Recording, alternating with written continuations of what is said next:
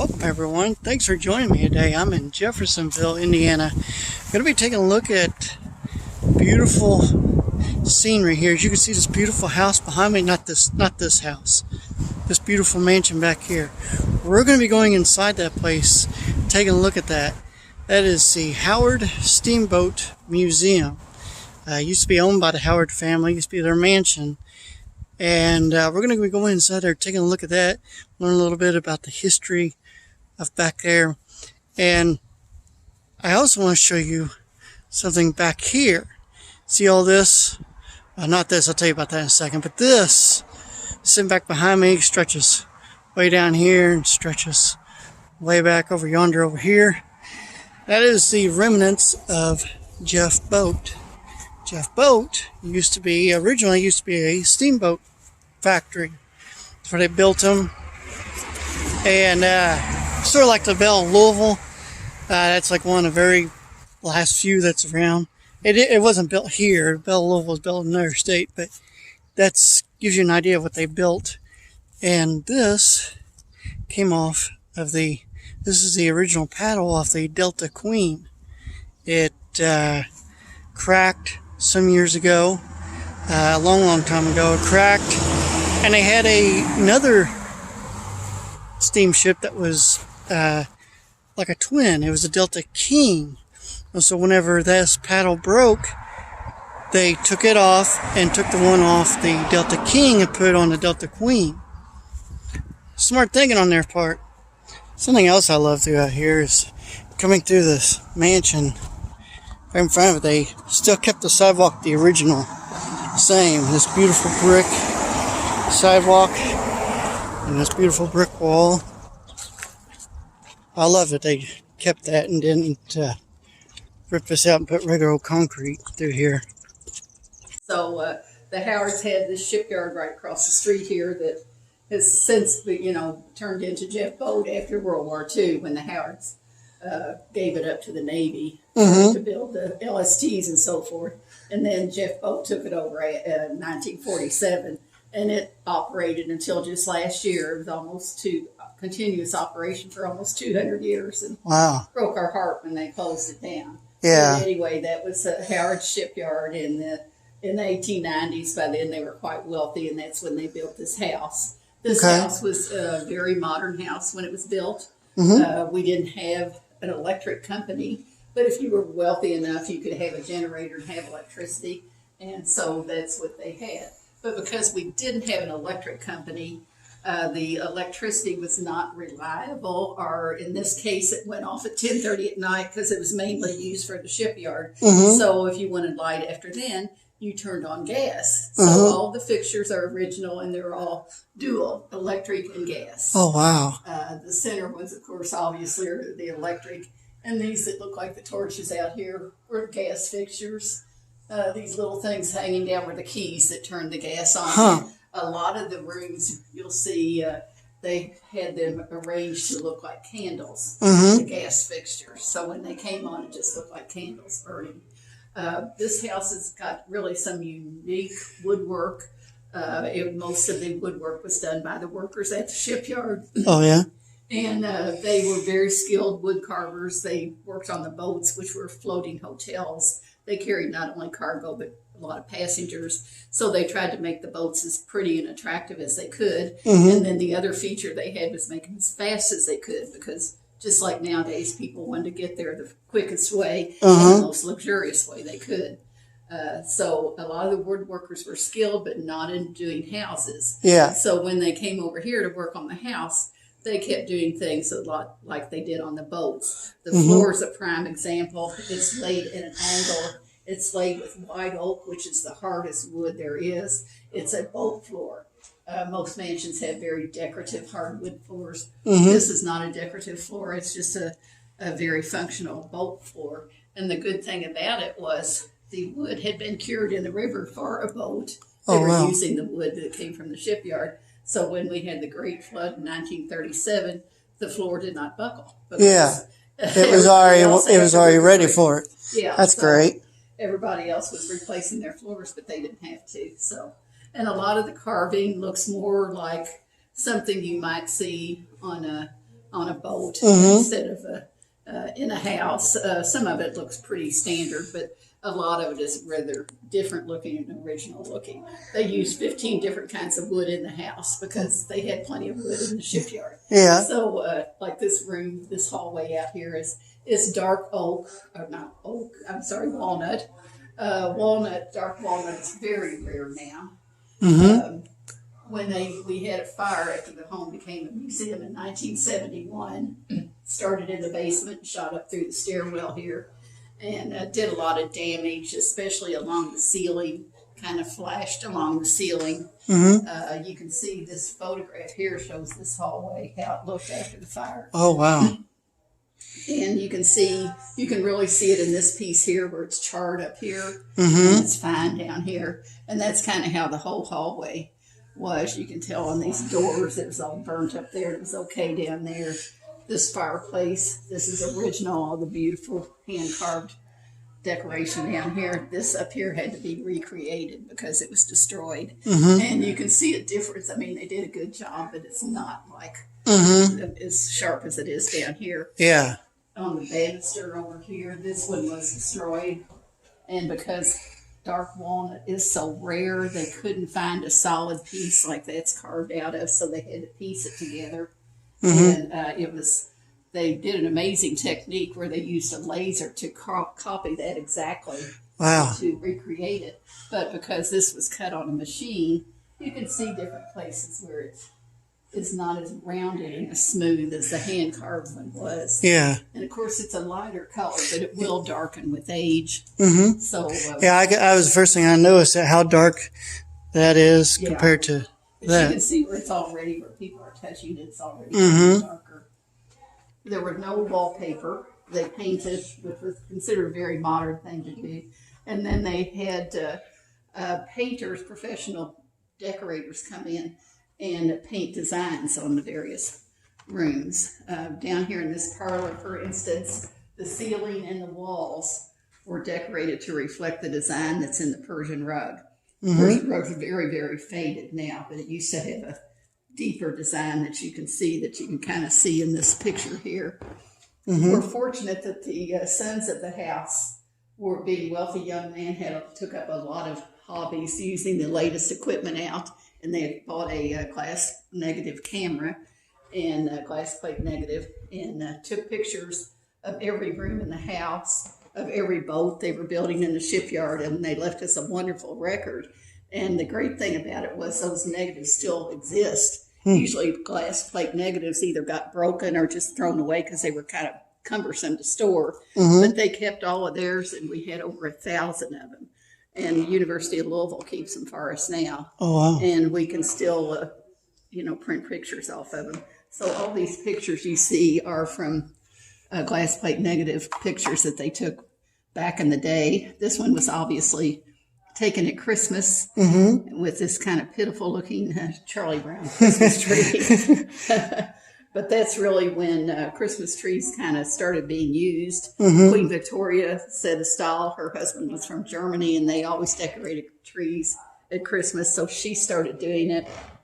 Everybody else in the Western world started doing it too, but they didn't really have it refined to the beautiful full Christmas trees that we see now. They just went out somewhere, cut down whatever they could find, and decorated it. They looked a lot different than they do now. Now, who's the pictures on the wall over here? The pictures over there are the 3 daughters of the eldest son, Clyde Howard. And the picture that's out to the right of the other 2 is of Frances Howard. And when she grew up, she married an artist named Collop, and she wrote a book about growing up in this house. And unfortunately, we're out of copies of it right now, but it's a wonderful little book called Scenes from Memory. And when we get some more in, if you get a chance to come by and get one, she tells all her memories about growing up here. She can remember how the rooms were all decorated. She can remember what they ate. She had recipes in there. Wow. She could remember how each room was furnished. And of course, the great thing about the Howards is they never threw anything away. So the furnishings you see are all theirs, and it's the stuff that they were using even back when the home was new. You can see in this picture a lot of this chair here is right there, and that chair there, so over there. So, you know, there's same old stuff. Yeah.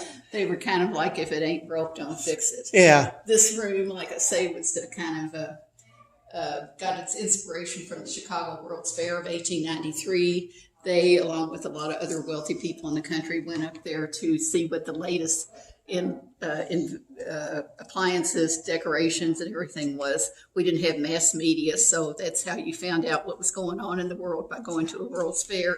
And they bought a lot of stuff up there. And this style of this kind of a Arabian Nights Moorish decor became very popular from the Chicago World's Fair. Every wealthy person had a room decorated in that style.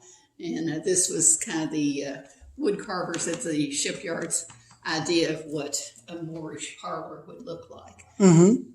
Are the dishes in this cabinet still original, or? Yes, they are all original. Wow. And we have lost the key to that cabinet. So they've been in there a very long time.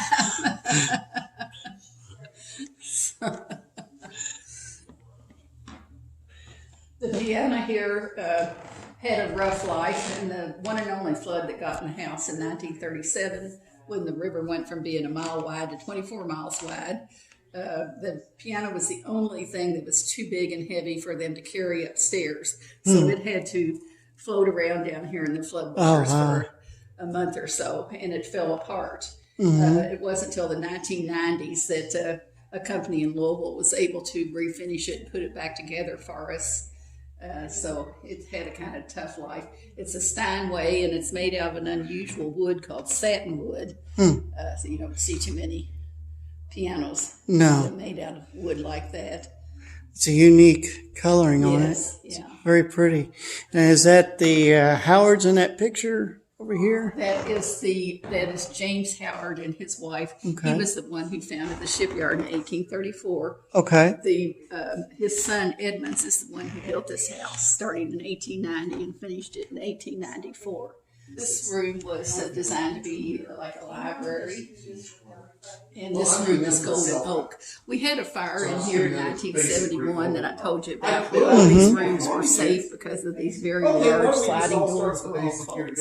So while they got a little smoke damage, they weren't damaged otherwise, fortunately.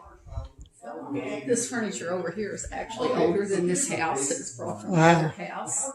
It stays pristine looking because they always kind of reinforced the frames and reupholstered and repadded it every 5 or 6 years. So it stays brand new looking. Yeah, I was going to say, that looks great condition, as old as it is. Yeah, they have a lot of interesting furniture. This table came from Sears Roebuck. It's called a Merton table, and it's kind of a unique design. Cincinnati was a shipping hub for the relatively new. Some of the furnishings even came from steamboats. This chair, that little chair over there, actually came off of a steamboat called the John W. Cannon. John W. Cannon was the owner of the boat. He named it after himself. He also owned another more famous boat called the Robert E. Lee. And, of course, the Robert E. Lee was built in New Albany. It was not built in our shipyard here. There was a second Robert E. Lee that was built here in our shipyard, but the famous one that was in the race was built in New Albany. People don't realize that most steamboats, while they're called Mississippi steamboats, were actually built on the Ohio River. Yeah. And so rightfully they should be Ohio steamboats. Now, was the Belle of Louisville, did it come from out here? No, Belle of Louisville was built in Pittsburgh. Okay. At a company, Reese Brothers, that is still in business to this day. Okay. And she's the only steamboat left from what we call the steamboat era. Oh, yeah. The classical steamboat era ended in the 1920s. I think the last actual steamboat was built about 1927. The Belle was built in 1914. Oh, wow. She's the only boat from that era left that still runs. Yeah. There's a few of them around that you could go on that are museums, but they're not actually out running on the river. There are others out there that look like steamboats, and they're faking it. They have paddle wheels, but they're a lot of times aren't even pushing the boat. There's a propeller. They're doing the just pushing. A diesel engine running. They're running on diesel, yeah. The bell, everything on there is steam. And of course, all of this wood, this carving you see is all hand carved by the workers at the shipyard, these little tiny beads and everything. These cabinets a lot of times they look like they're built in and they're just built to fit a space. Mm-hmm. And as we go through the house, we'll see other examples of that. And I assume these books are original too. Yes, like I was telling you, they never threw anything away, including the books. I guess they kept reading the same old books. Yeah, I can tell some of them have really seen better days. Yeah, and even over here, these are all their books. You can see what they were reading back in the day. They were reading, here's Washington Irving's books here. And there's a lot of travel books. It's really neat to see what they were entertained by, you know, what they enjoyed reading back in those days. That's really cool. Yeah, and they had kind of, a lot of them are just kind of mundane books, that boys' indoor sports, just kind of nothing really fancy or classical. Mm-hmm.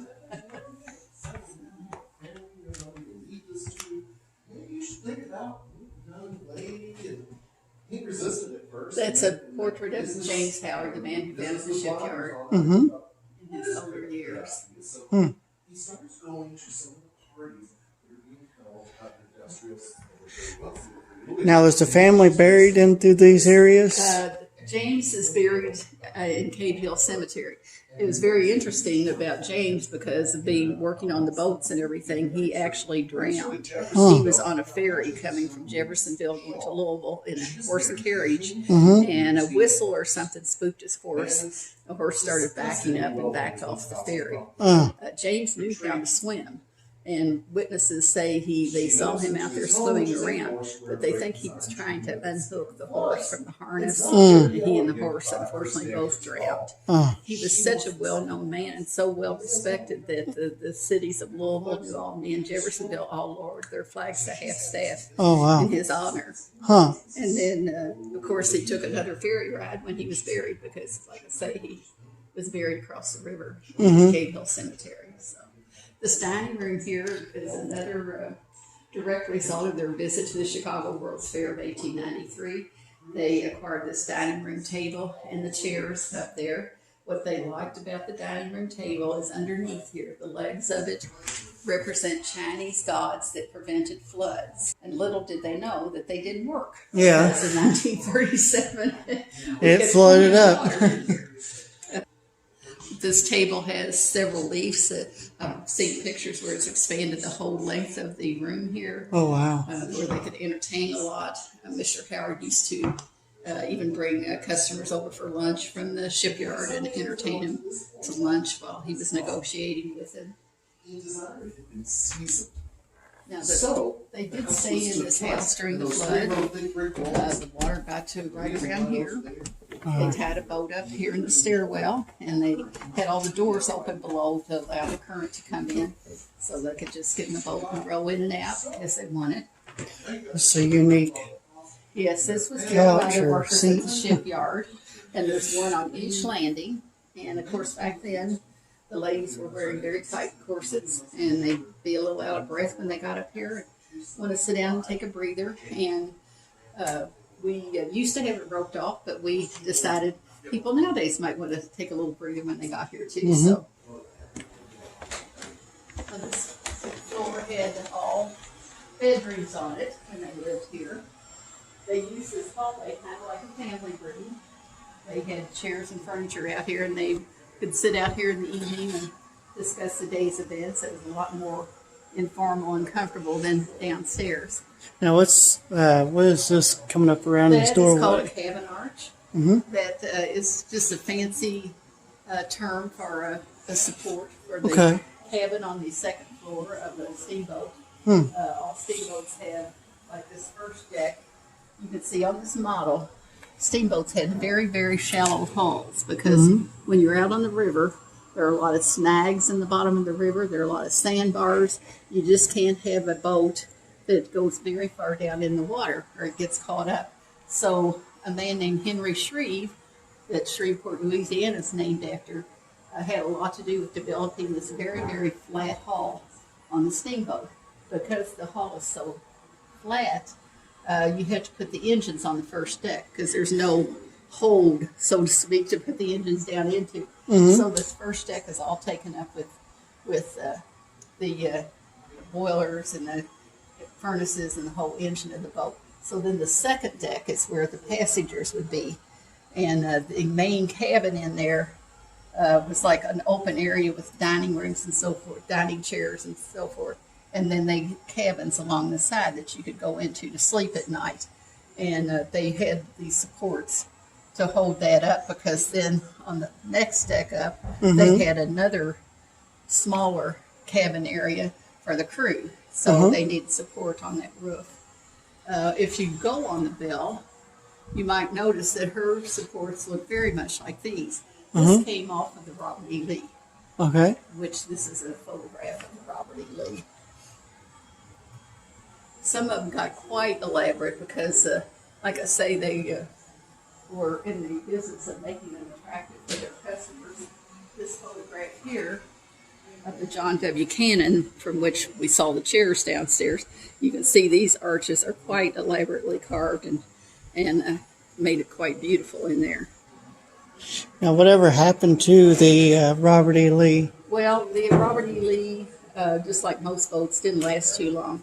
Steamboats had one big enemy, fire, and it could be caused from boilers exploding, cinders starting a fire, embers coming out of the smokestacks and starting a fire, or mainly just because they were not into preventing fires. You can see here all these things in this photograph are going to be stacked onto the deck of the Robert E. Lee.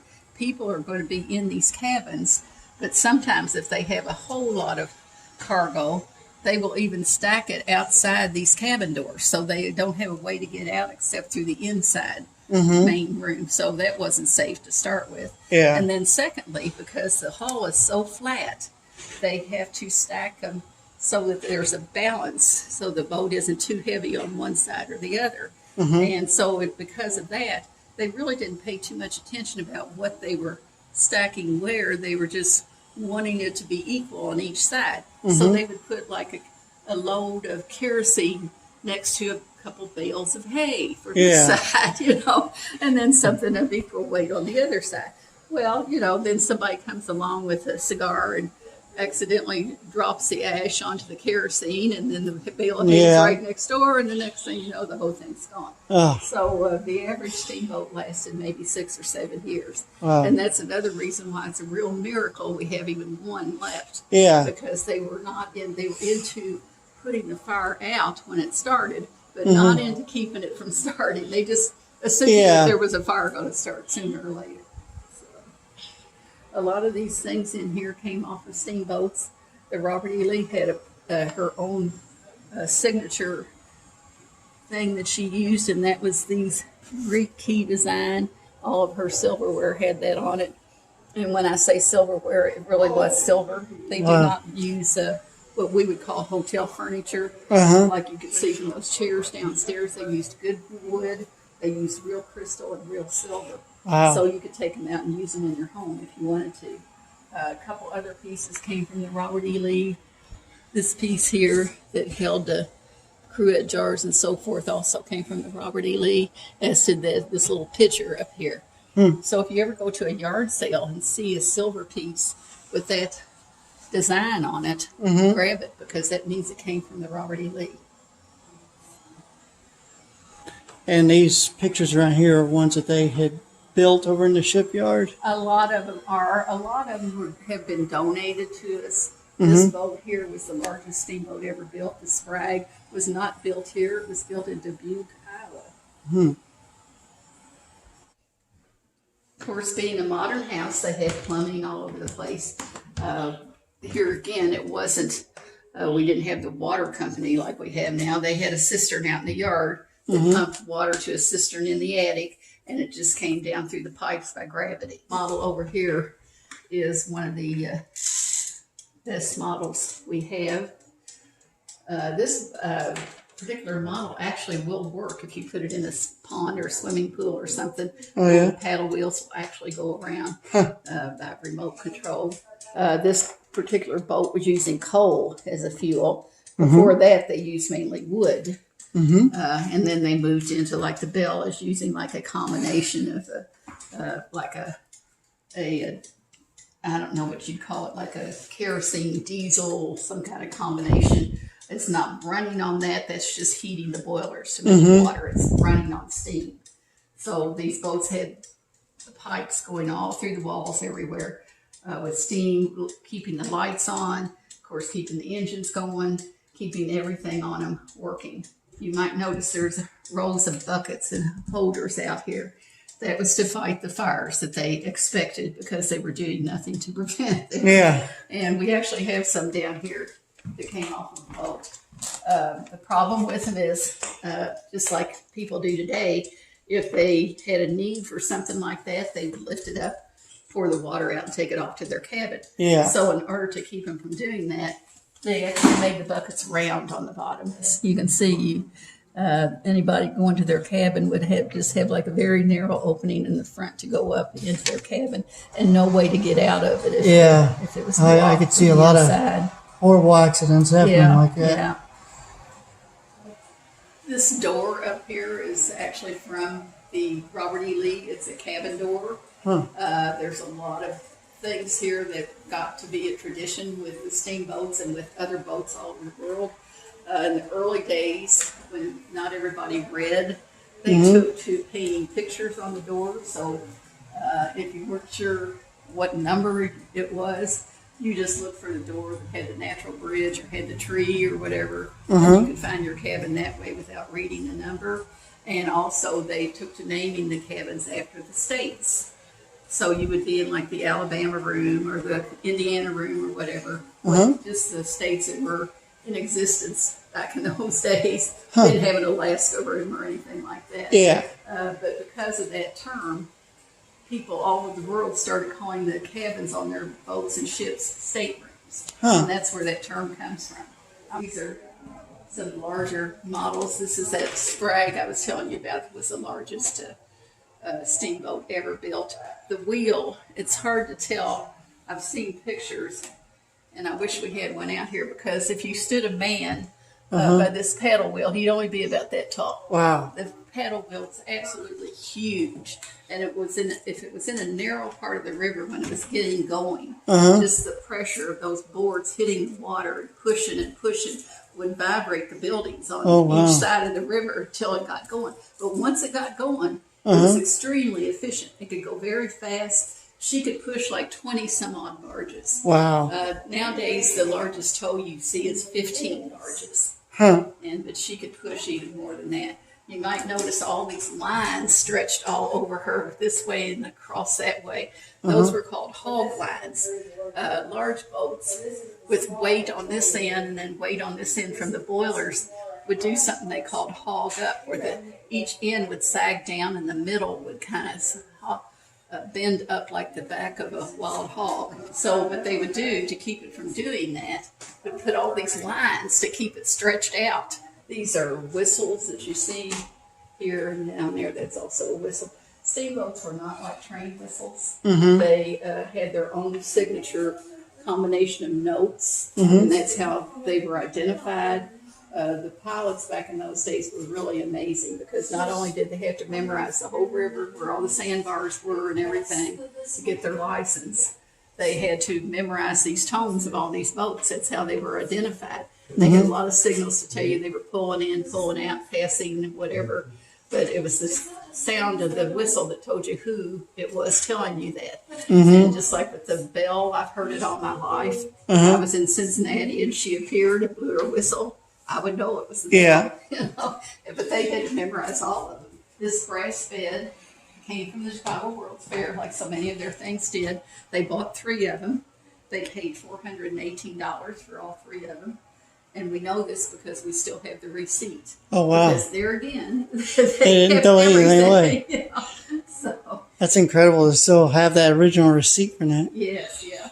And this is the original horsehair mattress, too. Wow. And even though they were using these beds in the 50s when they were living here, I have my doubts they were using the horsehair mattress. I think they just, because they had plenty of places to store things, they stuck it aside and got a more modern mattress back in the day, I think. But, over here you see another example of how they kept everything. We have tons of shoes, eyeglasses, brushes. We have hats over here, lots and lots of hats. Baby shoes, dolls, and a little sewing machine to make doll clothes on. And who's the people in this That is picture? Jim Howard, the youngest son of Edmonds, who built the house, and his wife Loretta. He was the last one to run the shipyard, and they were the last ones to live in the house. He died in 1956, and he told his wife Loretta before he died that he would like to see the home become a museum. So she did fulfill that wish, and it became a museum in 1958. She still lived in here until about 1968. She lived on the third floor, where we don't give tours. And originally, when you came, there was a big bell you could ring at the door back there, and she would come down from the third floor, let you in, and give you a tour. It's another bedroom, but now we just had mainly a little bit of this, a little bit of that. This was Edmonds Howard's desk across the street at the shipyard, a nice roll-top desk with a lot of little cubby holes and things. These are things that came from the office over there. Edison dictaphones. They had these discs that you put on here, and he spoke in there and recorded his letters, and then the secretary could go back and listen to them and type them up on this really weird typewriter from 1881. Wow. The letters are not where they are on a modern typewriter. They're arranged totally differently, and the way the keyboard is set up is made. You would kind of have to have your hands like this if you were getting those ones on the end there. That's strange how that's made. Yes. So, these are just a sample of all the papers that they kept. Now, most of our papers are kept at the Lilly Library in Indianapolis. It's sad that young school children that come through can't read this at all. Yeah. Because they were not taught to read script. And it takes a while, even for once you know, of course you can read the date, May 26, 1882. Mr. Howard and Company. This is the camera that has taken a lot of these pictures we've been looking at. These are glass plate negatives down here, cassettes they came in. So you can see it's kind of cumbersome to store them. And because they were glass, they easily got broken. So we have a wonderful collection that they save for us. It's a model of that's the Delta Queen. I don't know if you remember the Delta Queen. She was built in 1926, so she's not quite as old as the Belle. She is still around, and they're really trying hard to get her back out on the river, but they haven't got her going yet. This was a sister boat that the Green Company built, a more modern steamboat. But when they couldn't take the Delta Queen out on the river anymore because Congress decreed that she was unsafe, then they went bankrupt, and this boat ended up being scrapped. However, this boat was kept because she was historical. The reason they said she was unsafe was because of an accident that happened in the ocean with an old ferry boat that carried people from Canada down to the U.S., and it had wooden decks. It was very old. When it caught on fire, they were so far from land that no one could rescue them before the boat burned up. So they passed this law called Safety at Sea Act, saying that if you had wooden decks, you couldn't carry passengers overnight. And they exempted boats in the Great Lakes. They did not exempt boats on the inland rivers. And so the Delta Queen was told, well, you can't carry passengers anymore. You've got wooden decks. It's not safe. It's much safer on a river than it is in the Great Lakes, obviously, because as you can see out here, we could see it. We could get to her in 2 minutes if she was on fire out here. Some places in the river system, people could jump off and wade to shore. But there was just a glitch in the way they interpreted that law and took her off of the river. Now they have given her an exemption, and they're working to get her running again. But once a steamboat doesn't run for a few years, there's no longer a steamboat store you can go to buy parts. It's very hard to get her going again once they stop. So, but they are working on her, and they actually took her whistle and put it on the modern steamboat Natchez. Oh, yeah? And blew it not too long ago. I've seen a video, and as soon as I heard that whistle, like I was telling you, I recognized it. I'm like, oh yeah, that's her. You know. And this is a wonderful bathtub that came from the Chicago World's Fair. It's really amazing. This came from 1893, but as you see, they had a shower back then, and not just a shower, it was a rain shower. It also sent water out this way, so there's nothing new about those type of showers. What is different is the way they used it. They had a round rubber shower curtain, so you just stood right here. You didn't really move around, and you weren't supposed to be washing. It was some kind of a health thing. So they had this temperature control. They'd get the water as hot as they could stand, and then they'd switch it and make it as cold as you could stand, and then that was your treatment. And if you actually wanted to wash, you sat down in the tub. They had rubber hose down here, and you washed in the tub. You didn't wash in the shower. So, That's weird. yeah, this particular piece here is called a head bath. It's not hooked up to any plumbing. It's way older than the house. But being the Howards, they brought it from someplace else. Thinking, well, maybe somebody would rather take a bath there than in there. I don't know. But there it is. This is a foot bath. The foot bath came in handy back in those days because people walked more, and most of the roads weren't paved on the side streets. So you come in, you'd still be fairly clean, but your feet would be all dusty and dirty. So then you could just wash your feet without having to take a whole bath. His and her sinks. We did have mirrors which had disappeared. I don't know what happened to them. All this marble that we've seen throughout the house is called Tennessee red marble. It's a local, came from right around here. This is not original flooring back here. The fire destroyed the original flooring. But of course we knew what it looked like, so it was easy to duplicate. And since we had a fireplace in every other room of the house, we had one in here also. And in fact, when they were here during the 37 flood, this is where they cooked back here. I guess they figured it was safe on the floor and everything to cook back here. They didn't have electricity, but they did still have their gas. So I guess, they could cook in the fireplace.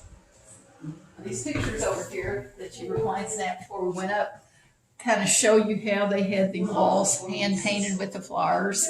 You can see painted above this is the room we were in that still had the bed in it. Flowers up there. That was the pansy room. And they had them all decorated in various rooms like that. Then you can see these other rooms, pretty much the same furniture you've been looking at today. Didn't change much out. There's that Merton table we were talking about from Sears. These are really good pictures they took. And these all came off of those glass plate negatives. They've since put them on like a disc, so we don't have to keep developing all the glass plate negative. But they come out very sharp, as sharp as any digital picture you'd see nowadays. This is the 37 flood marker there, and this is just kind of a little history, starting from James, the founder of the shipyard, on up. This is we were talking about the boats being so pretty. This was supposed to be the most beautiful boat ever built, the J.M. White. You could see how gorgeous her cabin was there, how lavishly decorated she was. Wow, I never seen the outside of it after the fire. Yeah, see, it was very devastating. It really was. But this is a good, solidly built house that didn't really have too much physical damage to it, as far as the frame and everything. What I like to call a man cave. This is where Mr. Howard would come with his friends to play cards and smoke their cigars and so forth. It's all cherry, including the ceiling. Wow. And the carving is really extraordinary. The shipyard workers did it, and I'm sure they had fun doing it.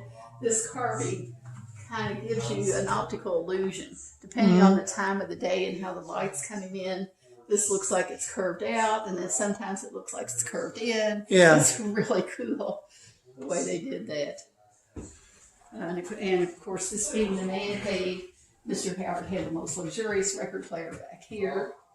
It still works. It's filled with records down there. Wow. And he has this interesting chair. This was a customer who owned a meatpacking plant in St. Louis. And I guess they had a lot of cowherds left over. So he made a chair out of them. It's a very interesting looking chair. Yeah. Looks like something I'd see at some antique store or something, you know, those things you're just like, what is that? Well, there was one on Antiques Roadshow one year, and the appraiser said he had never seen anything like it. He said, "This is amazing. I've never seen anything." And I thought, well, I've seen one like it, and it wasn't as big as this one was. Mm-hmm. This is Jim Howard taken off of a glass plate negative camera. Huh. You can see how sharp it is. You couldn't get it any sharper with a Yeah, modern camera. it's very good quality. Yeah. Award we had with This is his wife when she was young with their two eldest children. Anyway, Martha and Howard's Ed. were in that. This is she when she got older. That wasn't taken with glass plate negative. And this is when she, right before she left the house here. Mm-hmm. This Edmund's the man who built this house. This is a recently developed picture of him, which is quite good also. Yeah. Down in the shipyard. She was third generation. But She wasn't Bell Howard, right her there. husband was. So they've just got a lot of various curios in here and things. They had a cousin who was in the army who fought at San Juan Hill, and that's where this flag came from, the Spanish-American War. It's kind of ratty looking, but we're told not to touch it or it'll fall apart. He also was stationed out west when we were still fighting Indians, and so he brought back a lot of these various bowls and things from out west. Where the paddle from Fiji came from, I have no idea. Now, these game animals, are they original? They are original. That one's quite old, from the 1870s. I think they were all gifts also. I know the eagle and the deer, golden eagle and the deer, were a gift from a customer. We still have the letter from him. Wow. And of course, this came off of a steamboat, appropriately named the Golden Eagle. Huh. It was a decorative piece on the pilot house. And what is this right This here? is a combination coat, hat stand, and umbrella stand. Huh. You can see the average height. Yeah. You can see the mirror here. This is where they hung their hats and coats. Umbrellas went down here. We had this to catch water if they were wet. And if it got full of water, you could take it out and empty it. So, and this too was made at the shipyard. This is cast iron. Mm-hmm. Also over here was originally out on a porch. And we know exactly where it was because ice boxes, I don't know if you're familiar with an ice box, but they would put a piece of ice up here. Mm-hmm. And then, of course, it was highly insulated, so it would keep your food down here cold for a week or so, but it would gradually melt. Mm-hmm. And as it melted, it was designed that had like a tube in the back that would drain the melting water down to the bottom. And then you would put a pan down here to catch the melt. But they got a little ingenious, put it out here on the porch and drilled a hole in the porch so it could just drain right out into the ground underneath the porch. They didn't have to worry about the drain pan. So because of that, we know where they kept it out there. It's just a thing that told the Iceman how many pounds of ice we wanted him to bring up so that he didn't have to walk all the way up here and then walk all the way back. Yeah. But here's where it stood, because there's a drain pipe. Huh. Down here we have a pilot wheel from a very large boat called the Northern. The Bell's pilot wheel is maybe out to about here. Oh, yeah. They had no power steering, so the bigger the boat, the bigger the wheel. Yeah. And of course, half of it was under the floor. They didn't have to get a step ladder or anything. It was It's incredible how big that is. Yeah. And those spokes, they would actually put their feet on them to turn the wheel real fast. Oh, yeah. It's called climbing the wheel. They had a brake that would come out like an old-fashioned bicycle brake. Mm-hmm. You'd step on the pedal and it would come out and just catch this right here and hold it in position. And this piece of wood here would have to every so often be replaced, just like a brake shoe. Mm-hmm. You can feel where it was getting worn. Yeah. And of course, the bell has the same thing on her. Well, thanks, guys, for joining me today. I really do appreciate it. I want to thank the Howard Steamboat Museum for letting me film in this beautiful house. Look at the size of that mansion, would you? That's so beautiful. But I want to thank the Howard Steamboat Museum for letting me film and taking me on this tour, showing me a few things, because they had a whole lot more information than I could have told you. I would have been guessing on half that stuff. So, until next time, guys, I'll see you later, and thanks for watching.